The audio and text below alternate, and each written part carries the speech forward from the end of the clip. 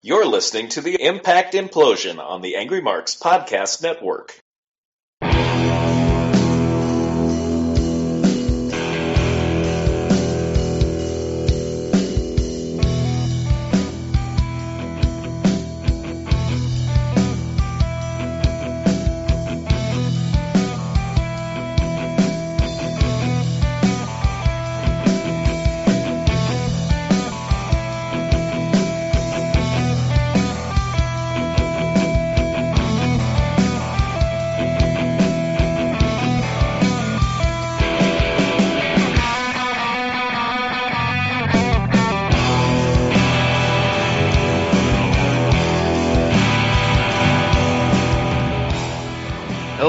Hello. It is another episode of the Impact Implosion for February the 2nd, 2016.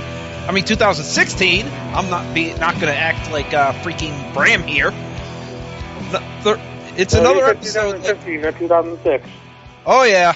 And that's Mike Poland. I'm Seth Draken. The groundhog did not find his shadow, so we'll get an early spring. That fucking gopher never sees a shadow. Well, sometimes actually well, always he does. sees it.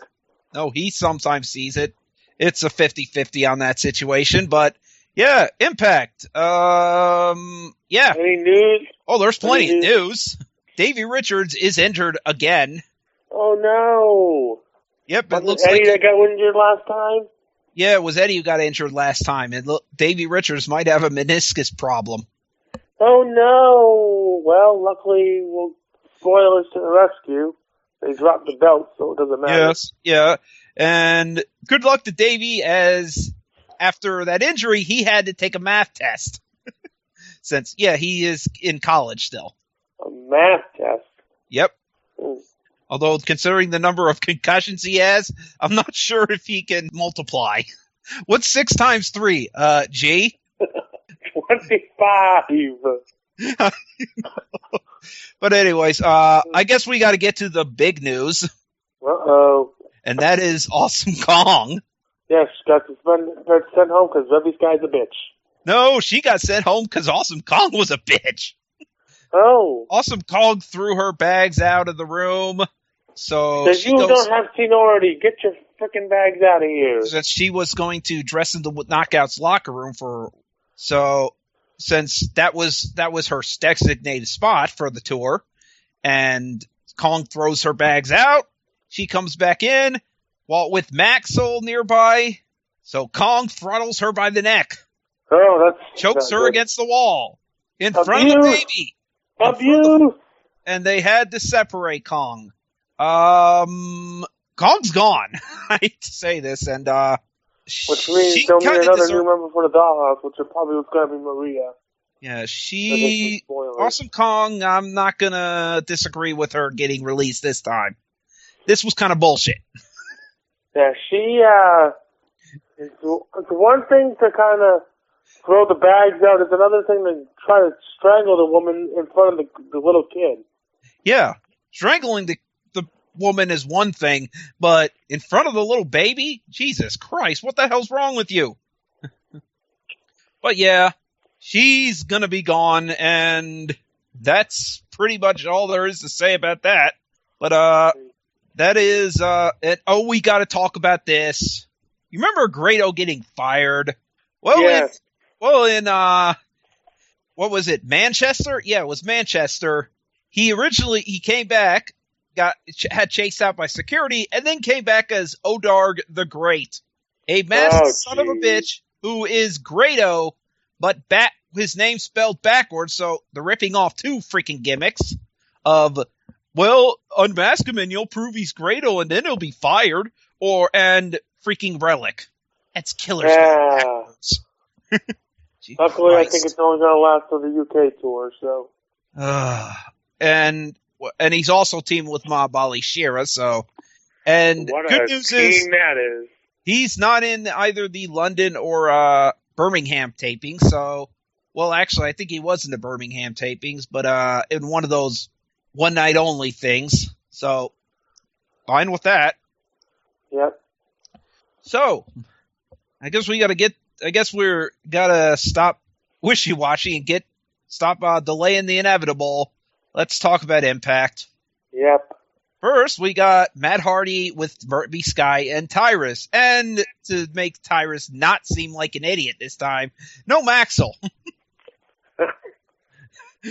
No Tyrus holding Maxwell this time. Left him in the playpen backstage. I guess Maxwell must have needed a nap. He has a Baba and a Vinky. Yep. So fans want Jeff Hardy. After last week, that won't be happening. And Jeff says, Matt says, Jeff, your injury's karma for me saying I'm tarnishing the world title reign. So his injury's Awesome Kong? What? Karma? No. No, Jeff Hardy. Yeah, let's not remember that. But yeah, Reby Sky speaks. And Reby's God. Some people had the nerve to tell Matt Hardy that he was living under Jeff Hardy's shadow. And I'm like, how does it feel now? How does it feel now that Matt Hardy is the world champion? I'm like, Jeff Hardy won the WWE title, if you don't remember, or was it the world heavyweight? I think it might have been the WWE. It was the WWE title. Yeah. He won both, I thought, because he lost one to Punk. That was the, oh yeah. Yeah, he did win both. My bad. Yeah. He did win both. So, yeah. Congratulations, Jeff Hardy. Matt Hardy, you're still under the shadow of your brother. Yeah, she won a lesser title. Good work. Yeah. And so Matt talks about how it wasn't personal. It was great business, what I did. And here comes Graham Eric Young for some reason. And EY tells Matt that, Jeff needed to go down, but the world title still goes through me. And then, Kurt Angle's music plays, Matt Hardy tells EY not to threaten him. I'm like, you got Tyrus, he's got Bram. I think Bram's a little more sadistic. I know Tyrus is a big dude. Bram may just... I'd rather take Bram to a fight than Tyrus. I know, Bram may just bring out a knife and cut a motherfucker. He looks like that type. He has a shiv stuck somewhere in he'll Tyrus might just teach him how to dance badly. No, Tyrus may fight, but yeah, I think Bram's got something hidden in his trunks. So Kurt Angle comes out and he says, Matt, you are a disgrace to the world title. And Matt's like, don't you say that. And he's like, well, I talked to a TNA official and I'm getting a world title shot tonight. And then he's going to take out everybody. There's 5 of them. And Matt's like, I see what you did, Kurt. You politic to a back. I'm like, Matt, you don't get to talk about politicking to get yourself title shots after the bullshit you did. Not this time. The whole other times. So many fucking times you politicked yourself. Matt Ford champ. Yeah. So, brawl because he's like, there's 5 of us and there's 1 of you. And then Beer Money comes out. And so Beer Money and EY and Bram come out. And then the Decay comes out, walking out.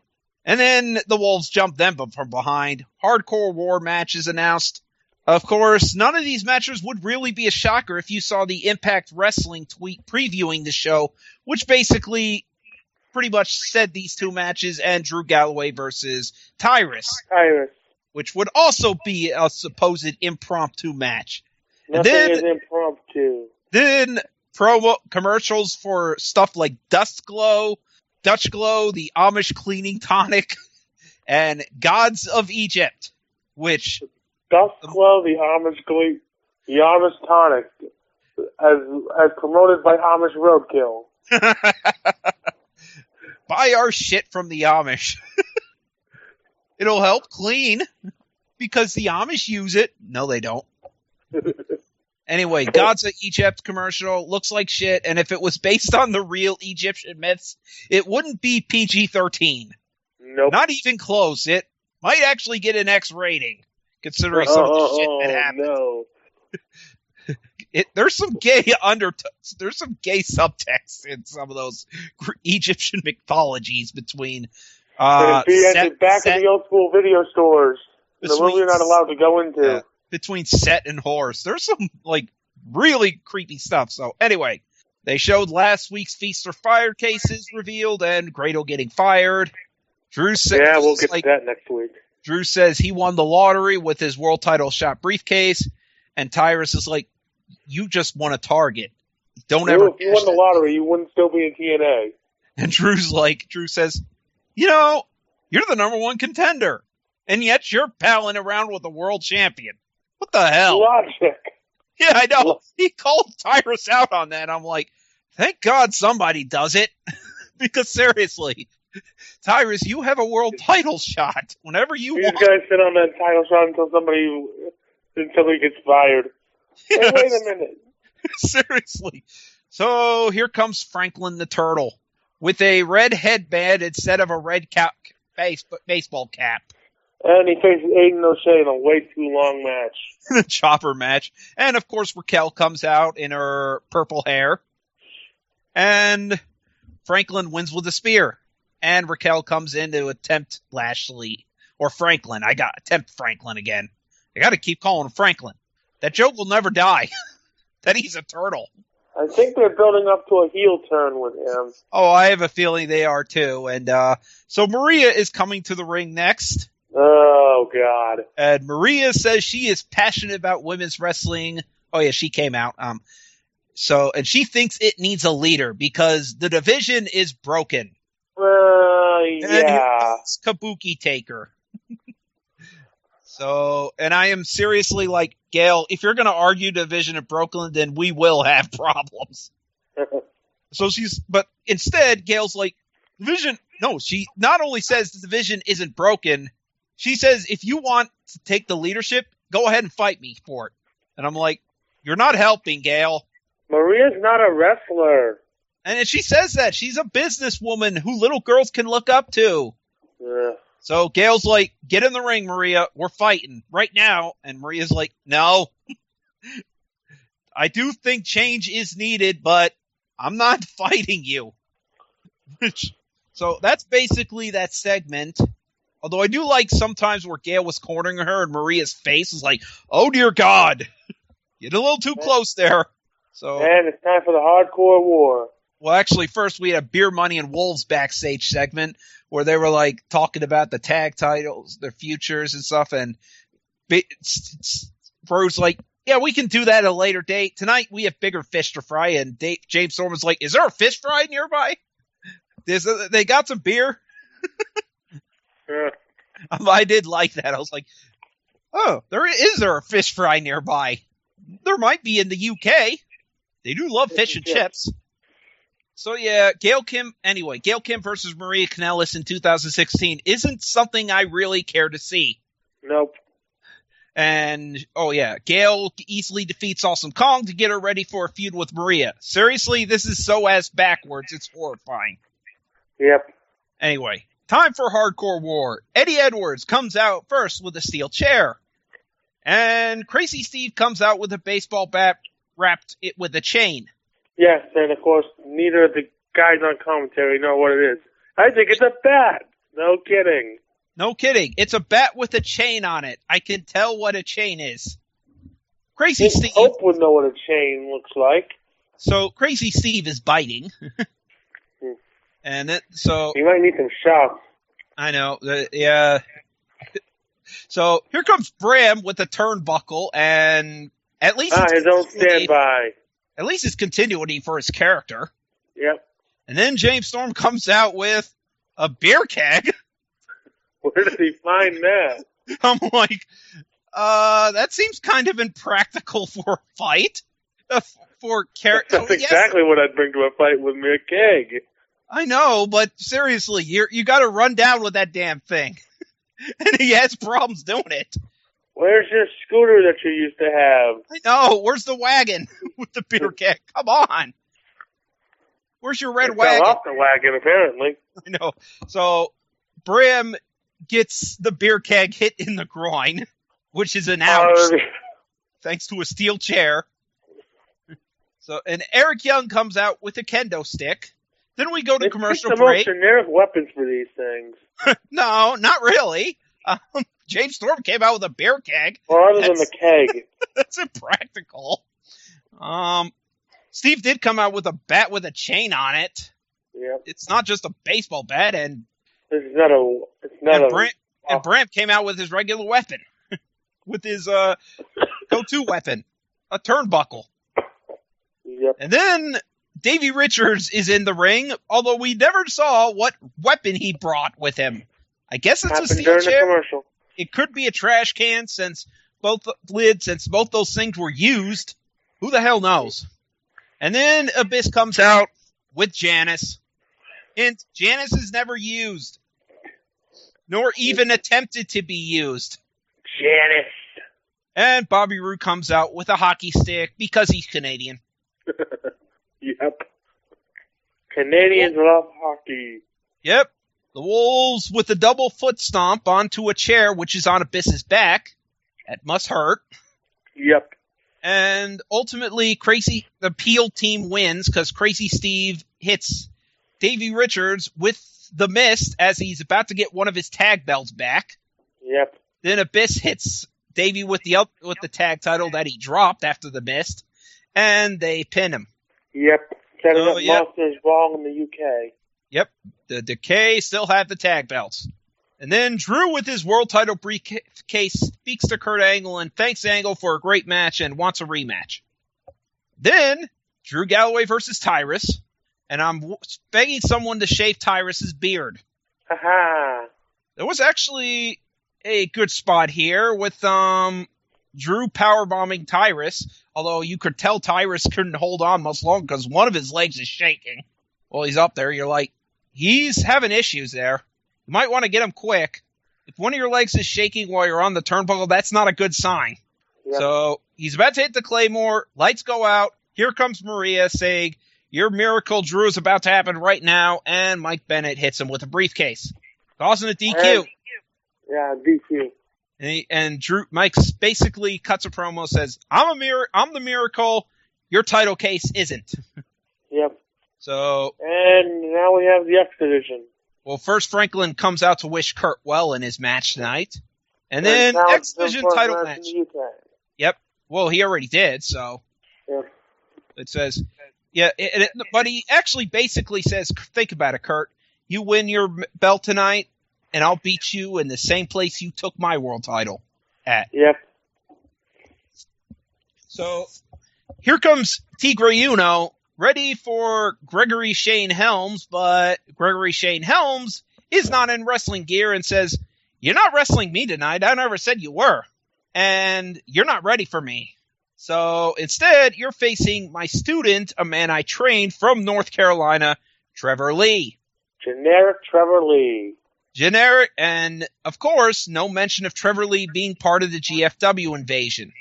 Nope, he's made amends. Yep.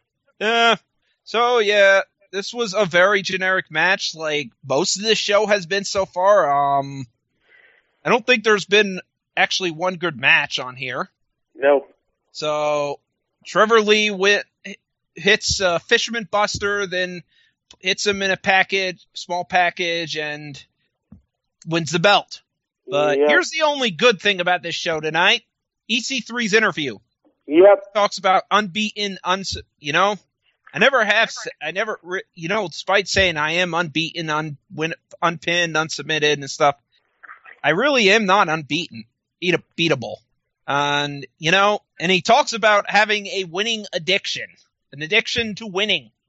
Maybe he can find the same camp that CM Punk went to for his competition addiction. Because seriously, I remember when CM Punk said that, I had an addiction to competition. And the first thing I'm sure some people were like, is like, "Okay, come here. I want you to play you in Connect 4. Come on. Come on, competition, man. I want to play you in Sorry. Come on, man. Monopoly, man." And I'm sure EC3 is thinking the same thing. Hey, come on, Kurt Angle. I want to beat you in Simon Says. Yeah. I want to beat you in freaking Sorry. Hey, Matt Hardy, come on, chess. I got some checkers here. I want to play some blackjack. Yeah, come on. I want to win. So EC3 basically says, I'm getting on an airplane to the UK, and I'm bringing hell with me, Matt Hardy. Like he's Braveheart. Yep. So, main event world title time. This match is boring as fuck. This is what I really feared about Matt Hardy winning the world title. Was these world title matches were not going to be good. This isn't Matt Hardy 15 years ago. No. Or even 10 years ago. This match wasn't good at all. Tyrus gets involved in one point, and Pope calls him out, and Tyrus bullies Pope, and there's Pope chants. That's what you want. So yes, you're setting up a feud between Tyrus and the Pope. Nice. Why? I don't know. But that's probably the most interesting thing here. We get, Kurt Angle, 2 angle slams. Matt Hardy kicks out at 2. Matt Hardy with a low blow and twist of fate. Kurt kicks out at 2. Angle's about to go to the top rope. Rebby grabs his leg. Matt Hardy stops him and hits a twist of fate off the top rope. He wins the match. They celebrate. Josh Matthews goes on about how it doesn't feel right to have Matt Hardy as champion. It doesn't feel right. It feels like you are doing the same thing WWE did with Seth Rollins, but without Seth Rollins actually being a good wrestler. You're doing the same chicken shit heel thing, but without the good matches to have the bullshit finishes. Well, the guy who's like 10 years past his prime. You're just watching this and you're like, this isn't over yet? Is this over yet? Come on. This shows him an F. I gave this a D+. I can't give it an F. Like I said, there really has to be something ungodly awful for it to be an F. And maybe a D- on this. And I wouldn't even give it a D- since the EC3 thing was really good. Yeah, but the matches weren't. No, they weren't. The EC3 thing saves it from an at D-. But yeah, if it wasn't for EC3, this show would get a D-. And considering where the situation's going, I'm not looking forward to the Knockouts division, since one of the 3 good women is gone now because of being bullshit. Not looking forward to the X division being this feud of Trevor Lee and Tigre Uno. Seriously? Yeah. Of bland, generic, beardy guy versus high-flying guy. Botchalucha Man. Lucha Man with a never-ending injury. I know. With the never-ending shoulder thing, yeah. So, and I'm not the tag titles, yeah, that might be looking forward to, but we first got to deal with the Decay and get that out of the way. Decay. Even though that is kind of interesting. The Decay is kind of interesting, but... I want to see Courtney Rush actually wrestle and not do this. Of who? Courtney Rush, the Rose Warrior. Yeah, I know. She's a really good wrestler. I've heard. She's a really good wrestler, and they got her being the valet and stuff, and you're just like, I know this is... Hopefully this sets her up to be a wrestler. It sets her up, hopefully, to be a better wrestler than freaking Maria. Or Marty Bell. Like the freaking Maria's going to be the title whole feud. Just, God, there's nothing. Unless Bennett's done something magnificent with her training-wise in the last year. I know. There is just nothing this show does that gives me any freaking hope for TNA's future.